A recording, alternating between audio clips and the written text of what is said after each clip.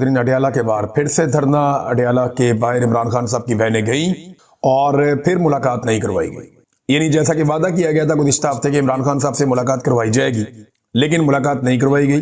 पहले जो अडयाला के बाहर रुकावटें होती थी वो 1 किलोमीटर पहले होती थी, लेकिन इस मरतबा जरा हुकूमत ने ज्यादा एक्टिविटीज की हैं और स्टेब्लिशमेंट ने अच्छा बंदोबस्त किया। इन्होंने 4 से 5 किलोमीटर दूर तक रुकावटें खड़ी कर दी अडयाला के आसपास, और जितने भी एरियाज या रास्ते जाते हैं अडयाला की तरफ वो सारे बंद कर दिए। फिर बड़ी मुश्किलों से इमरान खान साहब की बहनें को 2 घंटे लगाकर वहां पहुंची। वहां पे उन्होंने धरना दिया, फिर उन्होंने कुरान खानी की, वहां पे दुआ करवाई गई, और ये सिलसिला अब ऐसे ही आगे बढ़ता चला जा रहा है। इमरान खान साहब से मुलाकात नहीं करवाई जा रही। 10,000 का एक टारगेट था पाकिस्तान तहरीक इंसाफ का, तो सच्ची बात यह है कि टारगेट पूरा नहीं हुआ। हाँ, ये जरूर है कि रूटीन से ज्यादा लोग आए अडयाला के बाहर, बड़ी तादाद में लोग वहां पे पहुंचे, लेकिन जो 10,000 वाला टारगेट था वो पूरा नहीं हुआ। उस तरह लोग निकल कर नहीं आए। इसके ऊपर पाकिस्तान तहरीक इंसाफ को या जो आम शहरी है इमरान खान साहब को फॉलो करते हैं उन्हें सोचना पड़ेगा। पंजाब में इन्होंने मारा ही बहुत है अवाम को, बड़ा जुल्म किया है। अब अवाम एक मौके का इंतजार कर रही है कि जब मौका बनेगा ना सारे निकलेंगे, तो ये सारे ही निकल आएंगे। ये मैं अच्छी तरह जानता हूं, ये होता ऐसे ही है, ये ऐसे ही होता है। जिस दिन खौफ के बुत टूट गए पंजाब में और लोग निकल आए, देखिए लोग डरते नहीं है, लेकिन लोगों को प्रॉब्लम ये है कि मैं अकेला निकलूंगा तो मुझे अकेले को मारेंगे। जिस दिन लोगों को ये कॉन्फिडेंस आ गया कि सारे ही निकल रहे हैं, उस दिन सूरत कुछ और हो जाएगी। और जिस दिन इमरान खान की जेल का दरवाजा खुला, उस दिन तो सूरत बिल्कुल ही बदल जाएगी। वो हम सब जानते हैं कि उस दिन क्या होगा। और सबसे बढ़ के ये बात पाकिस्तान की मिलिट्री एस्टेब्लिशमेंट जानती है, आसिम मुनीर साहब भी जानते हैं कि अगर इमरान खान साहब बाहर निकले तो क्या होगा। देखिए एक और सर्वे आई, न्यूट्रल सर्वे है, और ये 3DI इन्होंने एक तंजीम है, इन्होंने एक सर्वे किया है, और इनका जो सर्वे है जनरल आसिम मुनीर और इमरान खान के माबैन है, यानी आसिम मुनीर और इमरान खान के बीच में इन्होंने एक मुकाबला करवाया सर्वे में, और जो पब्लिक सेंटीमेंट्स हैं इनके बारे में, इसके बारे में पता करवाया। तो जो 2 मेन चीजें मैं आपके सामने रख देता हूं कि वो क्या है। देखिए ना, इंडिया के तैयारे गिराने के बावजूद आसिम मुनीर साहब अगर यहां पे खड़े हैं तो ये तो बड़ी अजीबोगरीब सूरत हाल है ना। अच्छा, इस सर्वे को आपने एक और नजर से देखना। ये ऐसा नहीं है कि इन दोनों के बीच में इलेक्शन हुआ है, ये ऐसा हुआ है कि इमरान खान के बारे में पाकिस्तानी क्या सोचते हैं और आसिम मुनीर के बारे में पाकिस्तानी क्या सोचते हैं। इन दोनों का आपस में मुकाबला नहीं है। अब ये सर्वे के अंदर जो चीजें आई हैं वो इनका मुकाबला करवा रही हैं। जरा फिर समझ लें आप कि लोगों ने पूछा कि इमरान खान क्या, आसिम मुनीर क्या, लोगों ने अपनी अपनी राय दे दी। हो सकता है एक आदमी ऐसा भी हो जिसने दोनों के बारे में अच्छी राय दे दी हो, या कोई ऐसा भी हो जिसने दोनों के बारे में बुरी राय दे दी हो। तो आपस में मुकाबला करवाते हैं तो फिर लोग एक को चुन लेते हैं। लेकिन चले, सर्वे हो गया। ये जो चीज सामने आई, इसके मुताबिक क्रेडिबिलिटी का जो स्कोर है उसमें जो इमरान खान साहब का स्कोर है वो बहुत हाई है, और इमरान खान साहब का जो स्कोर है वो 80 है, जबकि आसिम मुनीर साहब का 40 है। दूसरा, जो सेंटीमेंट्स हैं लोगों के पॉजिटिव सेंटीमेंट्स, लोगों के मुस्बत जज्बात, इमरान खान के बारे में 60% है, और आसिम मुनीर के बारे में मनफी जज्बात वो 70% है। यानी मुस्बत इमरान खान के बारे में 60% मुस्बत है, आसिम मुनीर के बारे में 70% मनफी है। वो इनका मुकाबला ही नहीं बनता, और ये बात आसिम मुनीर साहब जानते हैं। अब ये एक सर्वे है, अब देखिएगा, अब एक सर्वे आएगा अभी हाल ही में, ये भी मुस्तकबिल करीब में आ जाएगा, और जिसके ऊपर काम भी हो रहा है, और उसके पीछे मिलिट्री एस्टेब्लिशमेंट है, और वो सर्वे में बताएंगे कि आसिम मुनीर साहब को 90%, 95% मकबूल हो गए पाकिस्तान में, और जनाब ये क्रेडिबिलिटी बन गई, और इदारे और अवाम के बीच में बड़ी हमांगी पैदा हो गई। ये भी गेम डालेंगे। अभी मुलाकात की है DGI-SPR ने मौलवियों के साथ। ये 14 मौलवी बैठे हुए पूरे हॉल में, ये फोटो भी आप देख सकते हैं। ये 14 मौलवी हैं पूरे हॉल में बैठे हुए हैं। इनमें ज्यादातर मौलवियों को आप जानते हैं, दरबारी मौलवी हैं, बीच में से काफी सारे कुछ ऐसे हैं जो बेचारे लाए गए हैं, मजबूरन बेचारे पहुंचना पड़ता है उनको। अब ये मौलवी लाए गए हैं, और यहाँ पे कमिटमेंट ली गई है कि ये मौलवी बयानियां बनाएंगे ISPR के लिए। तो अब ये मौलवी जो आए हैं ये बयानियां बनाएंगे ISPR के लिए, फौज के लिए, कि जरा फौज और अवाम के बीच में कोई दूरी नहीं है। और जो फौज का बयानिया, देखें जब आप दुश्मन से लड़ते हैं ना तो पूरा पाकिस्तान आपका बयानिया बनाता है। तब इमरान रियाज भी आपके साथ खड़ा होता था, सारे ही आपके साथ खड़े हो जाते हैं, मुहित पीरजादा भी, सब। वो सबको पता है कि पाकिस्तान का मामला है यार, पाकिस्तान दुश्मन से लड़ रहा है। वो वहां पे सारे पाकिस्तान तहरीक इंसाफ भी आपके साथ खड़ी हो जाती है, पाकिस्तान मुस्लिम लीग नून भी आपके साथ खड़ी हो जाती है, पीपल्स पार्टी और ANP भी आपके साथ, सारे ही आपके साथ खड़े हो जाते हैं, तहरीक लब्बैक भी खड़ी हो जाती है, जितना मर्जी गिला शिकवा हो। जब आप दुश्मन से लड़ते हैं तो पूरा पाकिस्तान आपके साथ खड़ा हो जाता है, आपका बयानिया बनाता है, तब आपको बयानिया बनाने की जरूरत नहीं पड़ती। लेकिन जब आप पाकिस्तानियों के साथ लड़ते हैं, आप अपने हलफ की खिलाफ वर्जी करते हैं, आप अपने इक्तदार और ताकत के लिए लड़ते हैं, और अपने हमवतनों पे हमलावर होते हैं या उनके खिलाफ आप एक महाज खड़ा करते हैं, तो फिर आपको इस किस्म के मौलवी फायदा नहीं दे सकेंगे। ये मौलवी तो छोड़ दें, आप 14 मौलवियों की जगह 14,000 मौलवी भी इकट्ठे कर देना एक हॉल के अंदर, वो भी आपका बयानिया नहीं बना पाएंगे। बयानिया आपका पाकिस्तानी कौम बनाएगी जब आप पाकिस्तान के लिए दुश्मन से लड़ेंगे, लेकिन जब जब आप पाकिस्तानियों के साथ लड़ेंगे, पाकिस्तानी ना आपका बयानिया बनाएंगे ना आपका बयानिया चलने देंगे। ये 14 मौलवी है ना, 1400 मौलवी भी इकट्ठे कर लें, कोई फर्क नहीं पड़ेगा, इससे कोई फायदा नहीं होगा। नाज़रीन, आज तहरीक इंसाफ के 4 लोगों को दहशतगर्दों ने कत्ल कर दिया, ये पाकिस्तान तहरीक इंसाफ ने दावा किया है। और मुख्तलिफ पाकिस्तान तहरीक इंसाफ के इरफान सलीम साहब जो दीगर अकाउंट्स हैं, वो ये बता रहे हैं कि ये बका खेल बन्नू के सदर यूथ विंग के नसीबुर रहमान साहब और ये अमन कमेटी के मेंबर्स भी। तो दहशतगर्दों ने इन्हें फायरिंग करके कत्ल कर दिया, इनके बेटे को भी कत्ल कर दिया, इनके 2 दोस्तों को भी साथ में कत्ल कर दिया। तो ये 4 लोग शहीद कर दिए गए पाकिस्तान तहरीक इंसाफ के। आज से चंद दिन पहले पाकिस्तान के फौज के तर्जुमान जनाब अहमद शरीफ साहब ने यह फरमाया था कि दहशतगर्द पाकिस्तान तहरीक इंसाफ के लोगों को कत्ल क्यों नहीं कर रहे। तो अब पाकिस्तान तहरीक इंसाफ के लोगों को दहशतगर्दी में कत्ल कर दिया गया। जो उन्होंने फरमाया था उसके ऊपर अमल दरामद हमने होता हुआ देख लिया। ये बात जो है वो पाकिस्तान तहरीक इंसाफ के बहुत सारे लोग इस बात का शिकवा भी कर रहे हैं और वो ये कह रहे हैं कि इनका ताल्लुक हमारे साथ था। ये दावा पाकिस्तान तहरीक इंसाफ ने किया। इनकी एक फोटो भी दिखाई जा रही है जिसमें इन्होंने टोपी पहनी हुई है पाकिस्तान तहरीक इंसाफ के कलर वाली, और उसमें बकायदा साथ में वो सबूत पाकिस्तान तहरीक इंसाफ के लोग दे रहे हैं कि ये पीटीआई से इनका ताल्लुक था और ये सदर थे हमारे। तो नसीबुर रहमान साहब को जनाब कत्ल कर दिया गया। वजीर दाखिला जो है मुमलिकत का तलाल चौधरी, उसने भी ये कहा कि पीटीआई के ऊपर हमले नहीं हो रहे। लो जी, हो गया हमला पीटीआई के ऊपर, उनके 4 लोग कत्ल भी हो गए। एक दिन पहले जो है वो खैबर पख्तूनख्वा में टांग के इलाके में 6 पुलिस एहलकारों को भी कत्ल किया गया, उनको शहीद किया गया। वो भी पश्तून थे, वो भी खैबर पख्तूनख्वा से थे, वो भी पाकिस्तानी थे कि वो भी आपके ख्याल में दहशतगर्दों ने हमला नहीं किया। तो दहशतगर्द तो लगातार हमले कर रहे हैं। एक ही आदमी है नाज़रीन, इन कबायलियों के लिए आवाज उठाता था, कौमी सतह का आदमी जो है, कौमी सतह का एक ही आदमी, वो अडियाला जेल में बंद है और कबायली एक मरतबा फिर दरबदर है।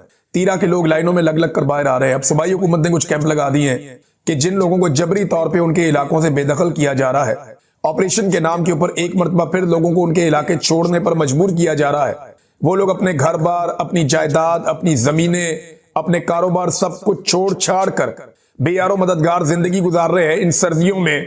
तो खैबर पख्तूनख्वा की हुकूमत उन्हें सहारा दे रही है कुछ हद तक, लेकिन ये लोगों को अपना घर बार बार छोड़ना क्यों पड़ता है? इस्लामाबाद के लोग तो अपने घरों में बैठे हैं, पंजाब के लोग तो अपने घरों में बैठे हैं, सिंध के लोग तो अपने घरों में बैठे हैं। तो इन कबायलियों को किस बात की सजा है? आपने पूरे बॉर्डर पे बाढ़ लगा दी है, दहशतगर्दों को लाकर आपने बसा दिया दोबारा पाकिस्तान के अंदर।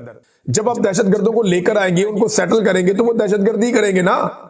तो ये पाकिस्तान की मिलिट्री एस्टेब्लिशमेंट का तोहफा है पाकिस्तानियों को कि पहले वो दहशतगर्द लेकर आते हैं, फिर वो दहशतगर्दी करवाते हैं, फिर उनके खिलाफ ऑपरेशन करते हैं और इसके लिए मकामी लोगों को निकाला जाता है वहां से, और फिर वसाइल भी मकामी लोगों के बाद में लूट लिए जाते हैं। ये है टोटल कहानी। कबायलियों का कसूर इतना है कि वो ये समझते हैं कि ये लड़ाई दहशतगर्दी के खिलाफ नहीं है, ये लड़ाई उनके वसाइल पर कब्जे की लड़ाई है और कब्जे के लिए ये लड़ाई हो रही है, इसके अलावा कुछ भी नहीं है। नॉन कस्टम पेड गाड़ियों का रुला डाला हुआ था इन्होंने, ये इंफॉर्मेशन मिनिस्टर ने भी डाला हुआ था, डीजीआईएसपीआर ने भी डाला हुआ था। तो आज मैं आपको एक हकीकत बताता हूं। मैं आपको ये जो नॉन कस्टम पेड गाड़ियां ना, ये 2 जगह पे पाकिस्तान में इस्तेमाल होती हैं ज्यादा, एक खैबर पख्तूनख्वा में और उससे भी ज्यादा बलूचिस्तान में। बलूचिस्तान में ये गाड़ियां जो है वो आपको मिल जाती हैं, तफ्तान बॉर्डर पे सारी नॉन कस्टम गाड़ियां चलती हैं, गवादर, पसनी और बारा सारी नॉन कस्टम गाड़ियां चलती हैं। आपका जो तेल लेकर आती हैं जितनी गाड़ियां, ये सारी नॉन कस्टम गाड़ियां हैं।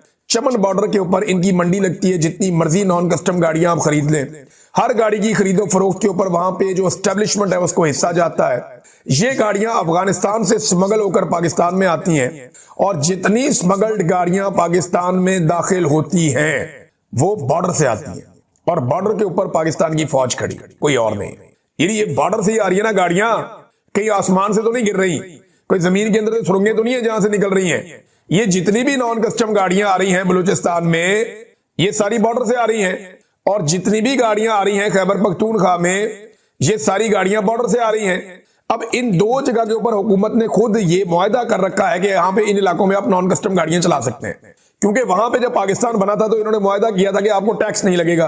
तो कस्टम जो है वो एक तरह का टैक्स है, तो वो उन इलाकों में नॉन कस्टम गाड़ियां चलाते हैं, जैसे स्वात में चलाते हैं, मालाकंड के इलाकों में, या उससे ऊपर गिलगित बल्तिस्तान में चलती हैं, बाद चित्राल में कुछ इलाके वहां चलती हैं। तो ये नॉन कस्टम गाड़ियां चलती हैं। इसी तरह बलूचिस्तान में बेशुमार इलाके जहां पे चलती हैं। इन नॉन कस्टम गाड़ियों को मेन रोड से गुजार के इन इलाकों तक कौन ले जाता है, ये है सवाल। और ये बॉर्डर कैसे क्रॉस करती हैं, ये है सवाल। इसका जवाब आज तक किसी ने दिया नहीं। भाई ऐसा तो नहीं है नॉन कस्टम गाड़ियां वहीं पे बन रही हैं, टोयोटा भी, मर्सिडीज भी, लैंड क्रूजर भी, ये बड़ी बड़ी गाड़ियां जो है, ये सारी निसान की गाड़ियां, ये सारी उधर ही बन रही है, खैबर पख्तूनख्वा में खुद बना रहे हैं वो नॉन कस्टम गाड़ियां। भाई बॉर्डर से आ रही है, बॉर्डर पे कौन खड़ा है, फौज खड़ी है। ईरान का तेल स्मगल होकर कहां से आ रहा है, बॉर्डर से आ रहा है। बॉर्डर पे कौन खड़ा है, फौज खड़ी है।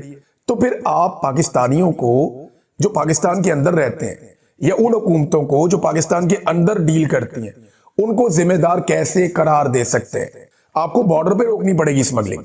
इस्लामाबाद के अंदर एक सवाल किया गया वजीर इत्तलात से, जब वो ये बात कर रहा था, उससे पूछा गया कि जनाब इस्लामाबाद में एक जज के बेटे ने नॉन कस्टम गाड़ी से 2 बच्चियों को कुचल के कत्ल कर दिया, उसका पता है आपको? कहता जी मुझे तो नहीं पता, मामला अदालत में। मामला अदालत में नहीं है, बच्चा अपने घर में बाइज्जत बरी होके, और जज की नौकरी पक्की कर दी गई है। दुनिया का कोई मुहस्सिब मुल्क होता ना तो ये लड़का जेल में होता और जज अपने घर पे बैठा हुआ होता। लेकिन पाकिस्तान एक अजीब मुल्क है कि 2 बच्चियों को कत्ल करने के बाद तोहफे के तौर पे जज को पक्का कर दिया गया और बच्चे को बाइज्जत बरी करके घर भेज दिया गया। ये है पाकिस्तान में कानून।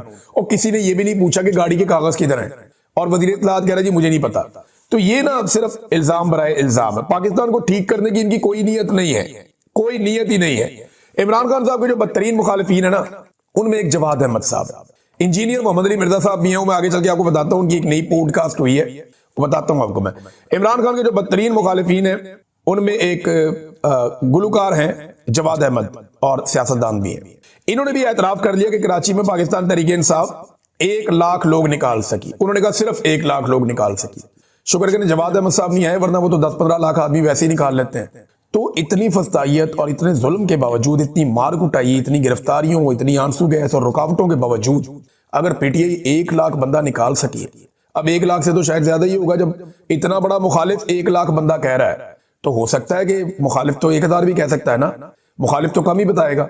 तो अगर वो भी ये कह रहा है कि 1 लाख बंदा निकाल दिया, तो फिर तो बात में दम है। अच्छा जी, शर्जील इनाम मेमन साहब ने एक स्टेटमेंट दिया। उन्होंने कहा जी कराची में पाकिस्तान तहरीक इंसाफ ने 9 मई को दोहराने की कोशिश की, मगर हुकूमत ने तहम्मुल का मुजाहरा किया। ये क्या बात है? मज़ार कायद पे लोग जाना चाह रहे थे, वहां जाके वो जलसा करना चाह रहे थे, इसमें 9 मई बीच में से कहां आ गया? मुझे ऐसा लगता है कि इस हुकूमत को कुछ भी होता नहीं कहते 9 मई। इनको बैरूनी महाज पे शिकस्त हो 9 मई, अंदरूनी महाज पे शिकस्त हो 9 मई, इलेक्शन हार जाए 9 मई, कोई काम खराब कर दे 9 मई, करप्शन कर ले 9 मई, करप्शन में पकड़े जाए 9 मई।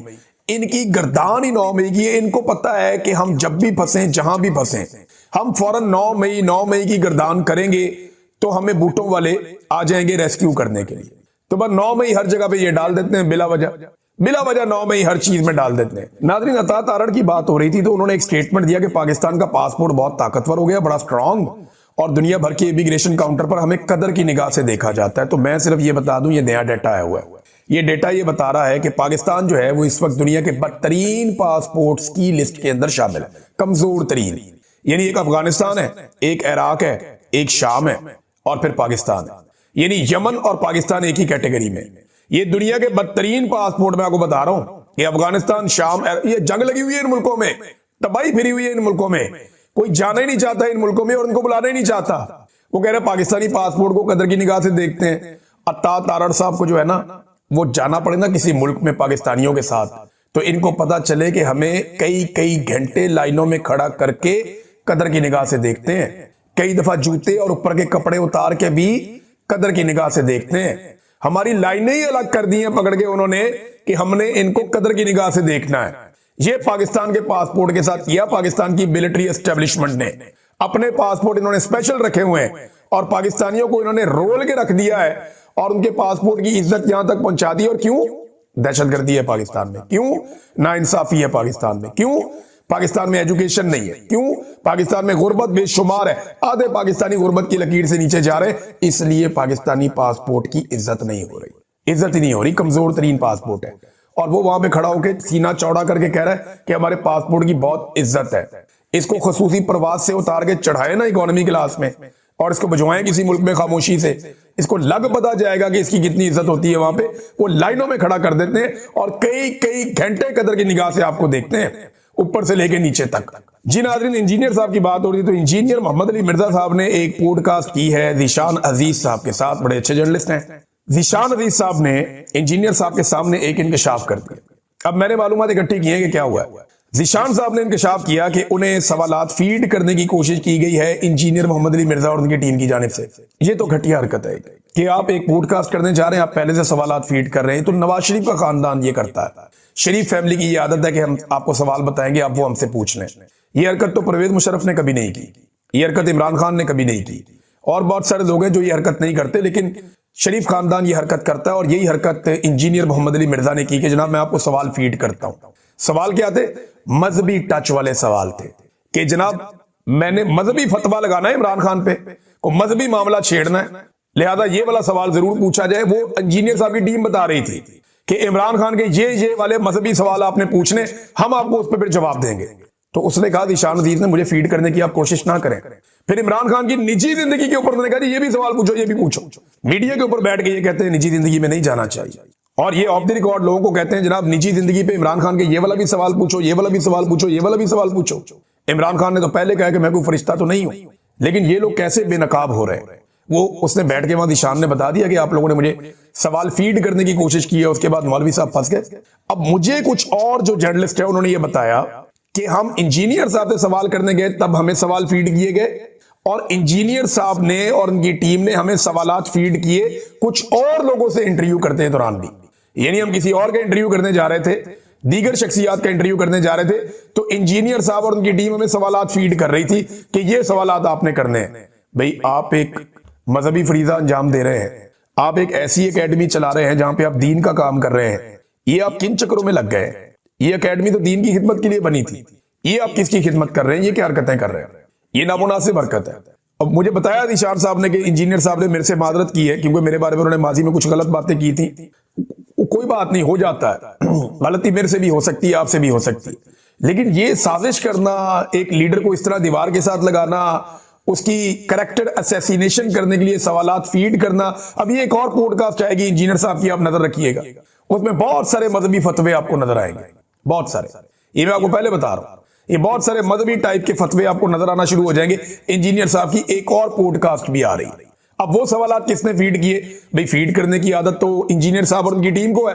तो जब इंजीनियर साहब और उनकी टीम जो है वो ज़ीशान अजीज जैसे सहाफी को सवालात फीड करने की कोशिश करेंगे, तो वो जो फतवों वाला एक पूरा का पूरा आ रहा है चैप्टर, उसमें उन्होंने फीड नहीं किए होंगे। मेरा सवाल है, मैं कोई एलिगेशन नहीं लगा रहा। और दूसरा ये है कि इंजीनियर साहब ने कहा जी पंजाब में किसी किस्म का कोई वो नहीं हो रहा, हालात बहुत बेहतर हो गए हैं, पंजाब में कई माह से कोई ज्यादती या बदफेली का वाकया नहीं हुआ, ये सब कुछ मुमकिन हुआ एक औरत वजीर आला की वजह से जिसने CCD बनाई और कानून पर अमल दरामद करवाया। CCD ने कोई 2000 बंदा मार दिया है मावराए अदालत। इंजीनियर साहब, ये बंदों का कत्ल इस औरत के सर पे है और इसकी बनाई हुई CCD के सर पे, तो ये बोझ अब अपने सर पे ना उठाएं, बड़ी मेहरबानी आपकी हम कदर करते हैं, लेकिन ये हरकतें तो ना करें आप। ये डाटा देख ले, आपको मैं बता देता हूं पंजाब के अंदर क्या सूरत हाल है। जराइम के जो वाकयात हैं 2025 के सिर्फ आप ले लें, कत्ल 4000, अगवा 27000, अगवा बराए तवान 80, जिनसी ज्यादती 4000, इज्तमाई ज्यादती 13000, डकैती 60000, कार चोरी 12000, मोटरसाइकिल चोरी 76000, मवेशी चोरी 22000। ये इंजीनियर साहब वो डाटा जो पुलिस ने रजिस्टर्ड किया हुआ है रिकॉर्ड के मुताबिक। आप कह रहे हैं एक भी वाकया नहीं हुआ। इंजीनियर साहब गेम चुको, बिल्कुल चुको। खुशामद करें शरीफ खानदान की, लेकिन इस तरीके से करें कि आप एक्सपोज ना हो जाएं। आप दीन का काम करते थे, किस तरफ चल पड़े, मुझे बड़ी अफसोस और बड़ी तकलीफ हो रही है। नादरीन, ये एक अरशद शरीफ साहब का हमारा एक केस है और वो दोबारा आईनी अदालत में लग रहा है। मुझे समझ नहीं आती है आईनी मसला कब से हो गया। शहीद अरशद शरीफ को कत्ल किया गया, उनकी वालदा ने 7 अफसरान के खिलाफ दरखास्त दी, जिनमें से 3 रिटायर हो गए हैं, 4 मौजूद हैं, आज तक FIR दर्ज नहीं हुई। ये फौजदारी मामला है, इसको उठा के आईनी अदालत में क्यों लेकर चले गए कि ये कोई आईनी मसला है? तो पाकिस्तान के सहाफियों को इस पे आवाज उठानी चाहिए। मुझे ऐसा लगता है कि आईनी अदालत में क्योंकि कंट्रोल बहुत अच्छा है पाकिस्तान की मिलिट्री एस्टेब्लिशमेंट का, तो ये बहुत मुमकिन है कि आईनी अदालत के जरिए से इस मामले को हमेशा के लिए दबाने की कोशिश की जाए।